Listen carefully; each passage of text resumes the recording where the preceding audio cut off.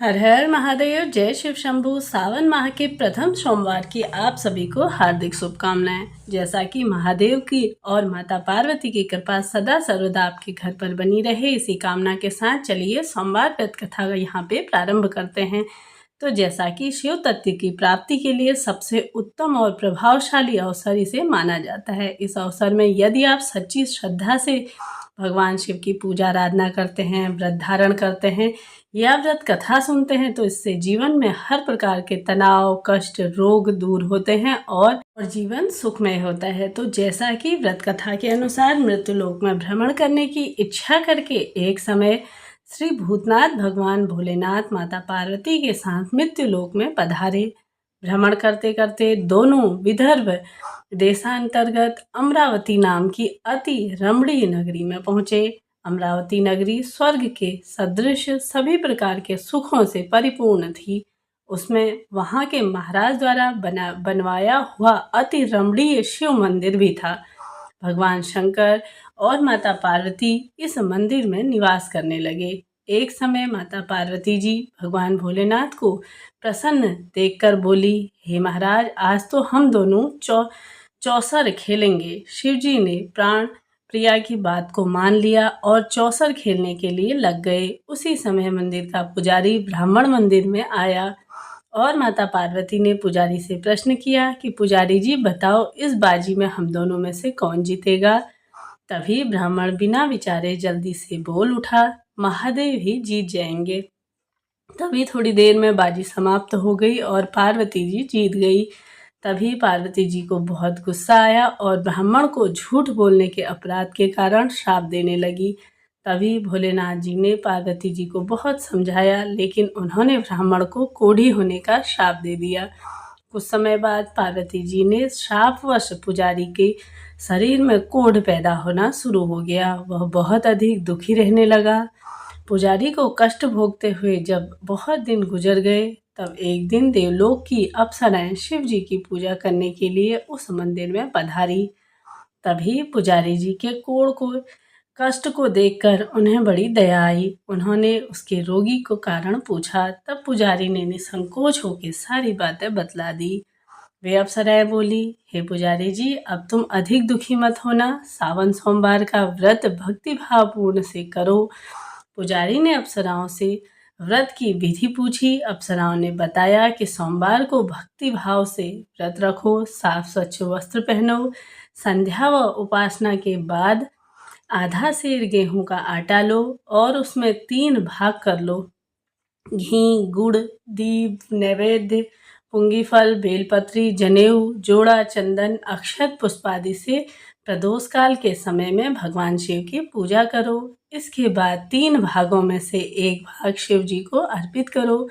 बाकी के 2 भाग शिव जी का प्रसाद समझकर उपस्थित जो भी लोग होंगे उन्हें बांट दो और आप भी प्रसाद समझकर इसे ग्रहण कर लेना। इसी विधि से 16 सोमवार व्रत रखो। 17वें सोमवार को 5 सेर पवित्र गेहूं के आटे की बाकी बनाओ और उसमें घी और गुड़ मिलाकर चूरमा बनाओ। भगवान भोलेनाथ को भोग लगाकर उपस्थित भक्तों को बांट दो।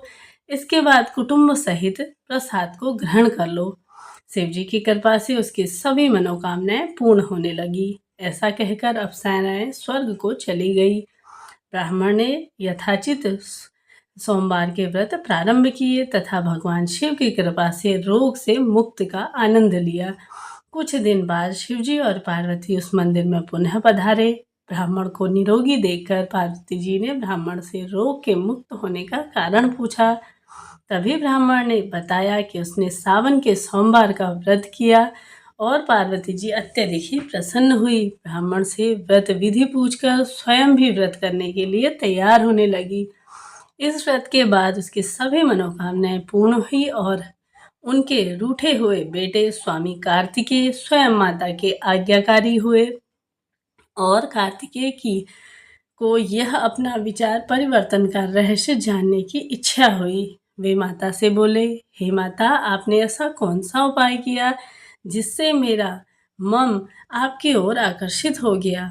पार्वती जी ने सावन सोमवार की कथा और विधि बता दी। कार्तिकेय जी ने कहा, इस व्रत को तो मैं भी करूँगा, क्योंकि मेरा प्रिय मित्र ब्राह्मण बहुत दुखी है दिल से और साथ ही परदेश गया है। मेरी इसमें मिलने की बहुत इच्छा है। कार्तिकेय जी की इस व्रत का किया और उनका प्यारा मित्र फिर से वापस आ गया। मित्र ने इस आकस्मिक मिलन का भेद पूछा तो कार्तिकेय जी ने बोले कि हमने तुम्हारे मिलने की इच्छा में सोमवार का व्रत किया।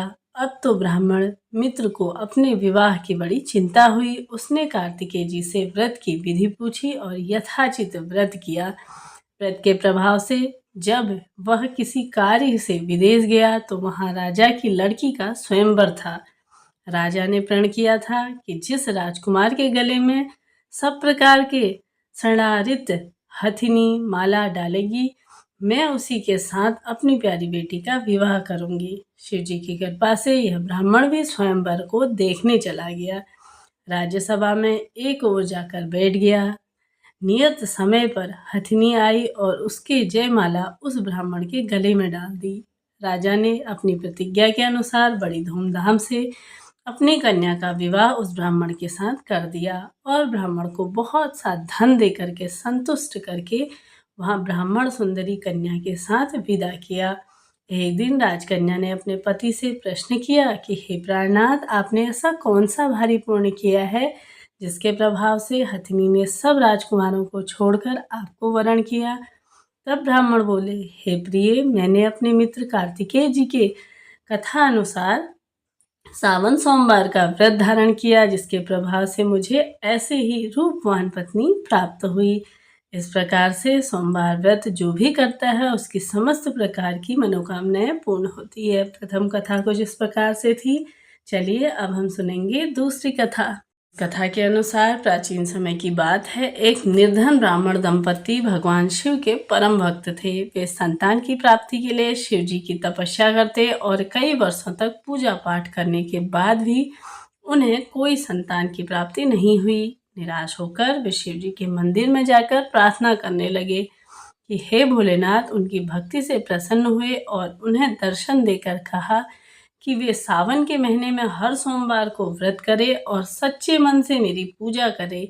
इससे उन्हें संतान सुख जरूर मिलेगा। ब्राह्मण दंपति ने पूरे सावन माह के सोमवार को व्रत रखा। शिव जी पर जल, बेलपत्री, धतूरा और फूल चढ़ाया। उन्होंने दिन भर व्रत रखा और शाम को शिव जी की आरती कर भोग लगाया। सावन समाप्त होने होते उन्हें शिव जी का आशीर्वाद प्राप्त हुआ और कुछ समय बाद उनके घर एक सुंदर पुत्र का जन्म हुआ। इस कथा से यह संदेश मिलता है कि श्रद्धा और भक्ति से भगवान शिव अपने भक्तों की सभी मनोकामनाएं पूर्ण कर देते हैं और सावन सोमवार का व्रत कृपा पाने का सबसे उत्तम व्रत है। इस दिन भक्त शिव मंदिर जाकर जलाभिषेक करे और ओम नमः शिवाय सरल से मंत्र का जाप करे और पूरा दिन उपवास रखने के बाद व्रत करके मन को शांत रखे। किसी भी प्रकार का झूठ, कपट, छल इत्यादि नहीं करना चाहिए और पूरा दिन प्रभु स्मरण में बिताते हुए सरल से मंत्रों का जाप, जैसा कि पंचाक्षर मंत्र या षडाक्षर मंत्र का आप पूरा दिन प्रभु स्मरण में जाप कर सकते हैं। इस प्रकार से आपका व्रत पूर्ण होता है। चलिए अब हम आरती यहाँ पे प्रारंभ करते हैं। ओम जय शिव ओमकारा, स्वामी जय शिव ओमकारा, ब्रह्मा विष्णु सदा शिव अर्धांगी धारा, भोले अर्धांगी धारा, एकानन चतुरानन पंचानन राजे, भोले पंचानन राजे, हंसासन गणुरासन विषवाहन साजे, दो भुज चार चतुर्भुज, दस भुज अति सोहे, ओम जय शिव ओमकारा, तीनों रूप निरखता त्रिभुवन जन मोहे, भोले त्रिभुवन जन मोहे, अक्षमाला वनमाला वृणमाला धारी, ओम जय शिव ओंकारा, चंदन मृग मग सोहे, भोले शुभकारी, भोले भोले शुभकारी, श्वेतांबर पीतांबर बाघांबर अंगे। ओम जय शिव ओंकारा। सनकादिक ब्रह्मादिक प्रेतादिक संगे। करके मध्य कमंडलु चक्र त्रिशूल धरता। ओम जय शिव ओंकारा। जग करता जग संहार करता, जग पालन करता, भोले जग पालन करता। ब्रह्मा विष्णु सदा शिव जानत अविलेख। ओम जय शिव ओंकार। प्रणवाक्षर के मध्य तीनों ही एका। बोल तीनों ही एका। त्रिगुण स्वामी जी आरती जो कोई जन गाए। और आनंद समाता पाप उतर जाता। शिवानंद स्वामी मन वांछित फल पाता। ओम जय शिव ओंकार।